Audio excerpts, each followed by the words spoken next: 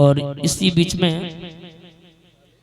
जो यज्ञपति महाराज जी के साले साहब मिंटू भैया जी जुरटौली से ये 101 रुपये सम्मान कर रहे हैं। बहुत बहुत धन्यवाद। इनका हाथ हमेशा धर्म के प्रति बढ़ता रहे। हाँ। श्री सुखदेव मुनि समझाने लगे, हे राजन परीक्षित, भगवान कन्हैया तो वहां से अंतर ध्यान हो गए।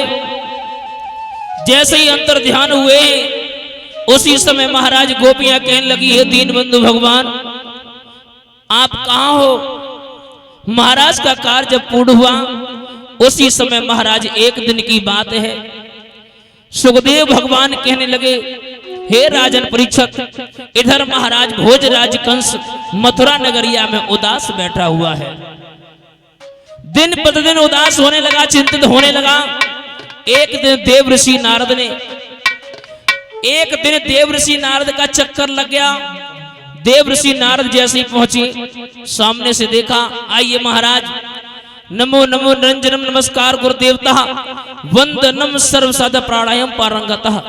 आइए महाराज, आपके चरणों में प्रणाम स्वीकार हो। माताओं उच्च सा आसन दे दिया, उच्च से आसन पर बैठार लिया और बैठारने के बाद में जवाब दिया, आइए महाराज। उसी समय प्रश्न कर दिया, प्रभु भोजराज कंस, आज से पहले हम तुम्हारे दरबार में आते थे, तुम्हारा चेहरा फूल की तरह खिला हुआ था, क्या बात है, क्या कारण है? तुम्हारा चेहरा मुरझाया हुआ क्यों लग रहा है? उसी समय महाराज भोजराज कंस कहने लगा, प्रभु क्या बताएं? तो महाराज प्रश्न कर दिया है देवर्षि नारद ने। जवाब दिया, प्रभु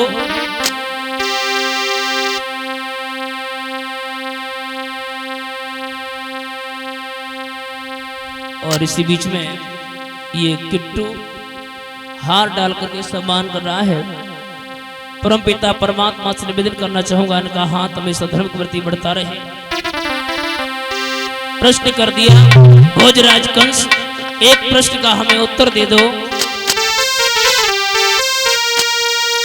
कि हे कंस राज, और दिन दिन तेरी क्यों दशा बिगड़ती जाती है?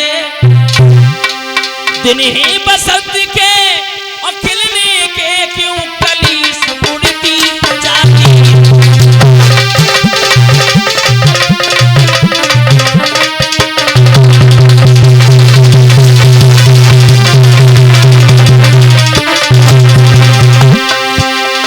जवाब दिया भोजराज कंस, आज से पहले तुम्हारे दरबार में हम आते थे, तुम्हारा चेहरा फूल की तरह खिला हुआ था, क्या बात है? लला बहुत पछताओगे, अगर बात नहीं मानोगे बहुत पछताओगे। हाँ कल्लू,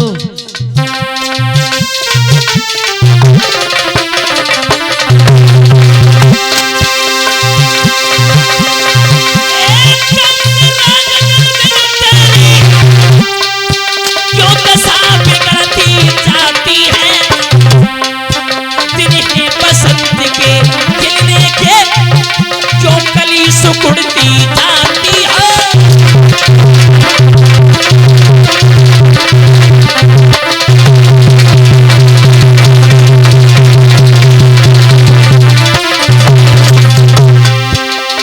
भोजराज कंस, अभी तुम्हारे दिन हैं खिलने के, खेलने कूदने के, क्या बात है? ये कली क्यों सुकुड़ती जा रही है? लाला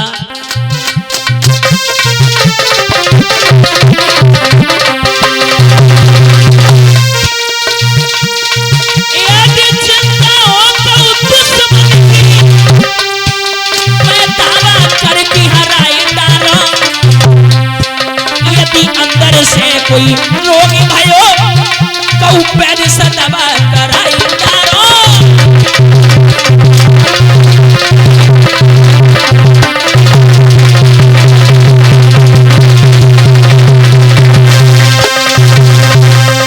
भोजराज कंस, एक बात बताओ, अंदर से अगर कोई रोग हुआ हो तो किसी वैद्य से दवा कराए जा रहे हो, काहे को पागल हो जा रहे।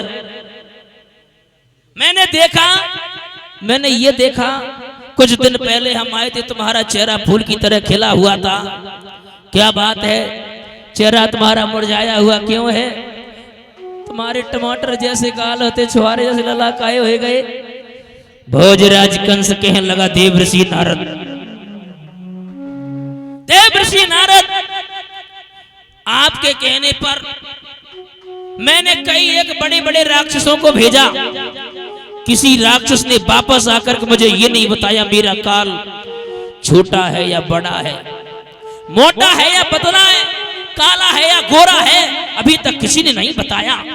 लेकिन एक बात और बता दे देवर्षि नारद, तुम्हारे जैसे महात्मा जाने कितनी हमने काट के और जमुना में फेंकवाए दे, लेकिन पता नहीं तुम पर क्यों दया आती है। देवर्षि नारद ने कहा, भोजराज कंस एक बात कहे, एक खत लिखो, खत चिट्ठी लिखो। बोले काहे? बोले बीच में मत बोलो, क्योंकि हम तुम्हारे लिए बहुत भला चाहते हैं, हम तुम्हारे बहुत बड़े शुभचिंतक हैं। खत लिखवाया, खत में और चिट्ठी में एक ही बात लिखी। क्या लिखी?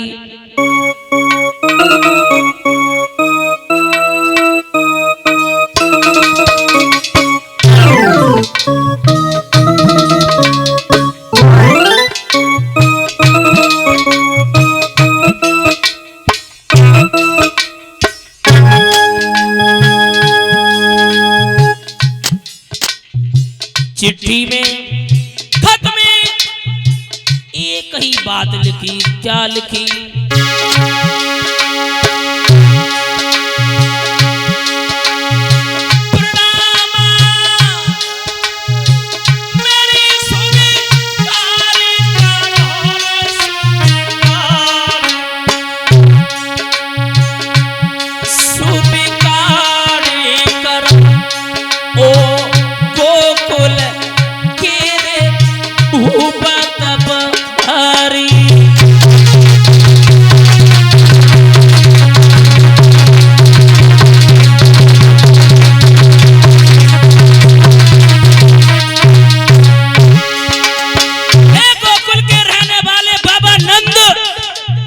मेरा प्रणाम स्वीकार करो, अभी मैं प्रणाम कर रहा हूँ। हाँ, कछु शर्तें हमारे तो मंजूर करना पड़ेगा, और नहीं करोगे ना तो पछताना पड़ेगा। इधर देखा, इधर देखा।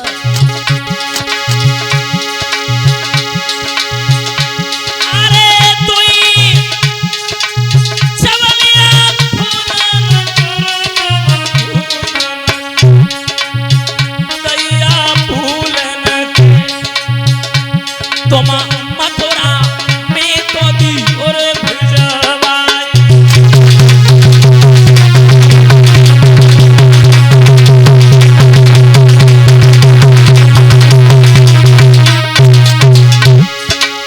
ज्यादा कुछ नहीं है, सिर्फ दो छबलिया फूल के बड़ा इज्जत के साथ सम्मान के साथ मथुरा में भिजवा देना। अगर फूल नहीं आए सुना,